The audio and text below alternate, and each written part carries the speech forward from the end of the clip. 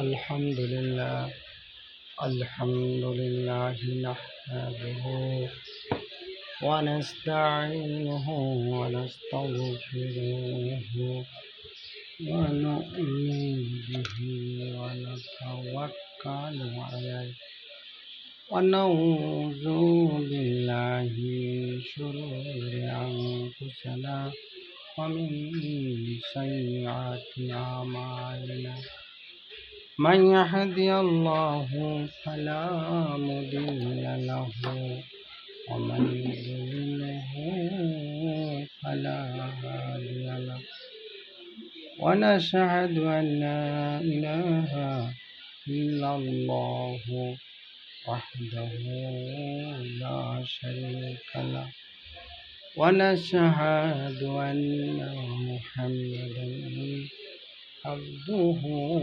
ورسوله الذي أرسله بالحق بشيرا ونذيرا وداعيا إلى الله بإذنه وسراجا منيرا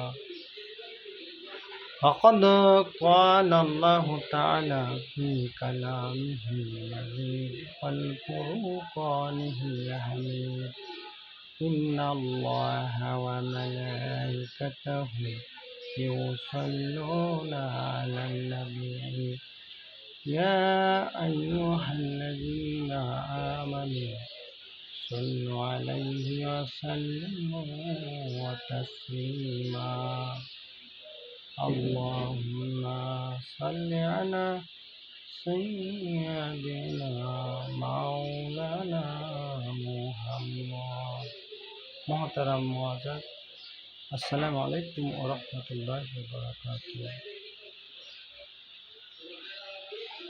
আল্লাহ রাব্বুল আলামিন কুরআন কারীমের মধ্যে ঘোষণা করেছেন আম হাসিবতুম আন তাদখুলুল জান্নাহ ওয়ালাম্মা ইয়ালামাল্লাহু আল্লাযীনা জাহাদু মিনকুম। তোমরা কি মনে করেছো এমনি এমনি জান্নাতে প্রবেশ করবে, অথচ তোমাদেরকে পরীক্ষা করা হবে না? কে আল্লাহর রাস্তায় জিহাদ করেছে, কে ছিল ধৈর্যশীল?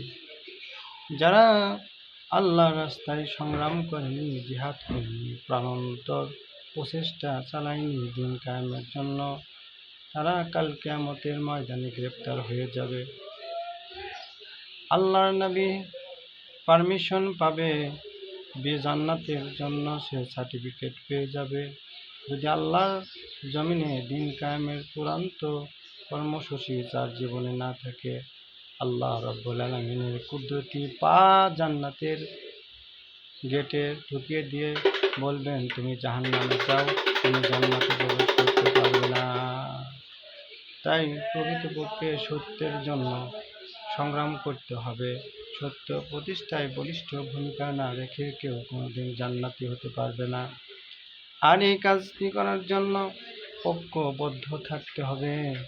এই জন্য আল্লাহ রাব্বুল আলামিন বলেছেন, ওয়াতাসিমু বিহাবলিল্লাহি জামিআ ওয়ালা তাফারাকু। তোমরা সংঘবদ্ধভাবে আমার রজ্জুকে ধারণ করো, পরস্পর বিচ্ছিন্ন হয় না। কিন্তু আজকে আমরা মুসলমান বিচ্ছিন্ন হওয়া শুরু করেছি, যার কারণে যারা বিচ্ছিন্নতার পথ অবলম্বন করেছে তারা আল্লাহ রাব্বুল আলামিনের আদালতে গ্রেপ্তার হয়ে যাবে।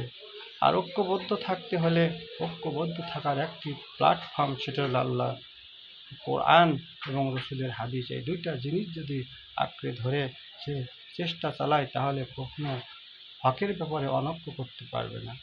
আজকে এই পর্যন্ত আলোচনা করতে সময় সংকীর্ণতার কারণে আলোচনা করতে পারবেন না। আসসালামু আলাইকুম ওয়া রাহমাতুল্লাহি ওয়া বারাকাতুহু। আমার ফোন নাম্বার 01741 আমি আবার বলছি 01741।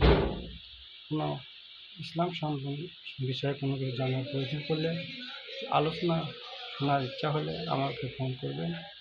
আমি আবারও ধন্যবাদ জানাচ্ছি। আসসালামু আলাইকুম ওয়া রাহমাতুল্লাহি ওয়া বারাকাতুহু।